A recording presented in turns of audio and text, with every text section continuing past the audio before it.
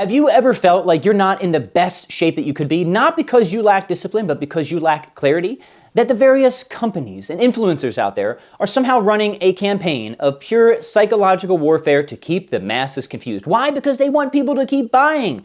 They want people to buy supplements and gimmicks and magic potions and all these false promises, all because they are greedy, monocle-wearing, mustachioed fiends, my friends. And we're going to put an end to it. We're going to put an end to the madness because in this video, if you give me just 7 minutes of your precious time, maybe 8 so I can just get a little bit more of that juicy monetization, I will give you absolutely everything you need to know to get diabolically jacked, my friends. I'm talking Fight Club physique, lean, hard, powerful, and I can't do anything about your face. Leave that to different experts. But in terms of your aesthetics and your athleticism, stay tuned because I'm going to spell it all out for you right here, right now. Let's get started. So I have long said that the secret to a successful fitness program is stripping it down to the fewest, most fundamental components and then leaving it at that. This is why I am such an advocate of fitness minimalism. Now, minimalism doesn't mean just doing very little. It just means doing the least that you need to get the results that you want. And what I am going to share with you now is my fitness minimalism pyramid. This is a pyramid. A pyramid is a shape. It's a triangle. You've probably seen one of these before. In fact, you might remember the food pyramid, now disgraced, but the concept is still useful insofar as we're going to construct an order of operation where at the bottom of the pyramid, we're going to have stuff that I want you to do a decent amount of. In the middle, you're going to have stuff that I want you to do a moderate amount of, and at the top, we're going to have some stuff that I want you to do a little bit of or some of. It's just divided into 3 sections, and I promise if you follow this fitness minimalist pyramid, you're going to get awesome results. So not to be too contrarian, but we're actually going to start in the middle because this is the section I want to talk the most about. And in the middle of the pyramid, we have your strength and muscle building efforts. Classic resistance training, classic hypertrophy training. Now, the reason I want to focus here first is because this is the area that, even though it might not consume the most of your time, is going to make the biggest difference overall for your physique and your athleticism. Now, I'm going to make this as simple as possible. Here's what you need to know about getting strong and muscular. And importantly, getting strong and getting muscular are distinct notions. They're closely related. Of course, you can emphasize one over the other. I'm taking it for granted that you're interested in both. So if you want to optimize your strength and muscle, here's what you need to know. You need to get strong at the big lifts through the moderate rep ranges. I'm going to say that again. In fact, repeat it with me in the comments. Get strong at the big lifts through the moderate rep ranges. What does that mean? Get strong. It means use more weight, push the intensity, big lifts, pushing, pulling, hinging, squatting. These are obviously movement categories. The specific lifts could be anything from military press, bench press, dips,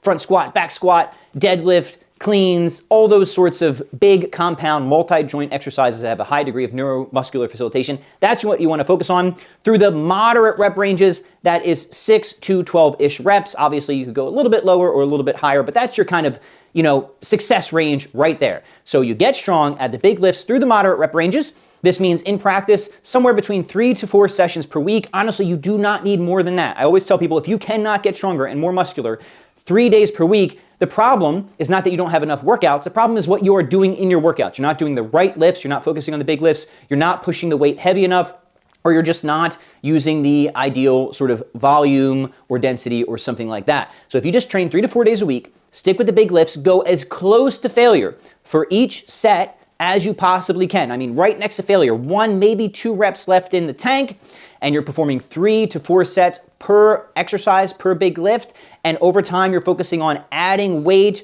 or increasing reps or eventually both. You don't need to focus on anything else. Let me repeat that again. You do not need to focus on being sore or the pump or any of that. Those are cool, but they're not primary. What is primary is you're doing the big lifts, you're getting strong at them through the moderate rep ranges. 3 to 4 days per week, 3 to 4 sets. That's it. That's the middle of the pyramid. Okay, now we're going to skip to the top of the pyramid. This is your more high-intensity metabolic conditioning work. I want you to think of this as the bourbon to the sauce of a good training program. Now, what that means is a little bourbon goes a long way, but if you add too much, it will ruin the sauce. This high-intensity stuff people sometimes become obsessed with.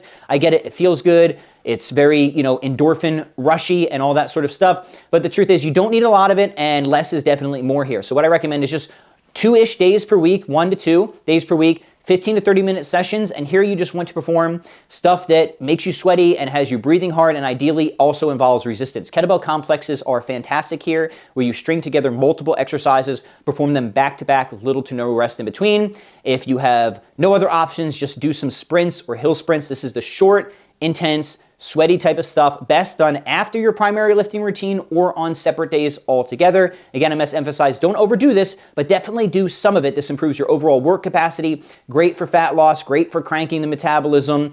And yeah, it just feels awesome. These are the kind of workouts that people love to hate. So 2-ish days per week, this is the top of the pyramid.